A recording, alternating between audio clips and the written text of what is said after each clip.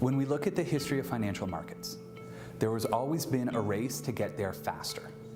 Speed has often resulted in higher profits. And what we've seen is that now the quote-unquote smart money is now going towards faster and faster and shorter term trades. And I feel that what's being lost and what's being compromised is the long-term viability of the markets themselves. In news from the campaign trail for 2016, Democratic candidate Hillary Clinton recently brought the economic issue of short-termism into the 26th presidential campaign. Short-termism is a term used to describe how corporations run to create short-term profit for shareholders at the expense of long-term investment. So when companies are just focused on meeting this quarter's targets, that's when we start to see some unethical behavior. For example, Volkswagen cheating on those emissions tests. For example, Wells Fargo pressuring their employees to set up fake accounts that they had no business setting up. Those are all done to meet these short-term targets. Now, just 3 weeks ago, Wells Fargo was the most valuable bank in the world, but recently its reputation has taken a massive hit after some alarming revelations. The Feds say employees at Wells Fargo took money out of customers' accounts without their permission. They opened new bank and credit card accounts without the customers knowing, then charged those same customers fees for the accounts the customers didn't even know they had. The Feds say 2 million accounts are involved. That's right. Wells Fargo employees created fake email addresses to enroll customers in hidden accounts, creating PIN numbers the customers didn't even know existed. And hidden fees are bad enough without being hidden inside hidden accounts with hidden PIN numbers made with hidden email addresses. Because that's like a Russian nesting doll where the last doll is giving you the middle finger.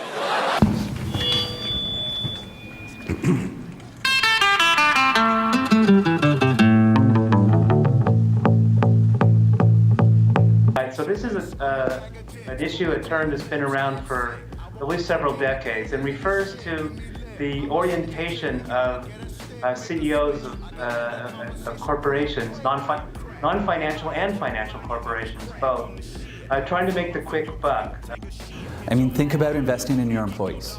If you're sending them back to school, or if you're paying for them to attend a training program, it could take years before that initial investment pays off.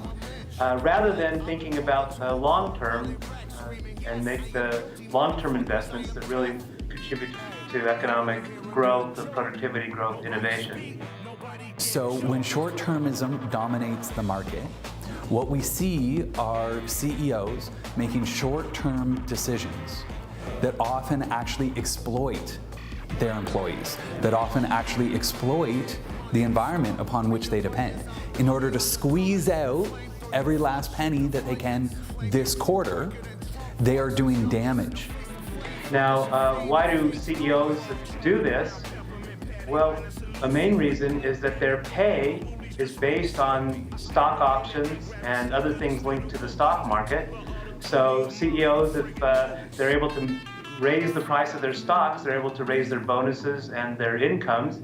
And this is a big factor explaining the huge increase in inequality in the top 1% or 0.01%, whose pay is 300, 400 times the average worker's pay. Now, Wells Fargo apparently fired over 5,000 people for engaging in this, but you do have to wonder, how did they all get the same idea? They were incentivized to earn financial rewards under the incentive compensation program. And we're hearing that managers even taught employees how to do this. Wow, so the fraud was baked in, which I believe is the title of Martha Stewart's autobiography. We know that investments in things like reputation pay tremendous dividends when it comes to things like employee loyalty, your customer loyalty, and generating higher revenues.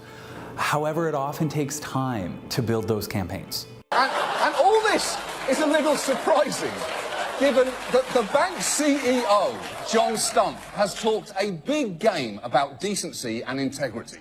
The DNA of leadership is trust. That's true in a family relationship, that's true for government, that's true for business. We like to say we don't care what you know until we know what you care. You can't teach caring, and you can't teach sharing. What? He sounds like a burnt-out, drunken Barney. We can't teach caring, and you can't teach sharing.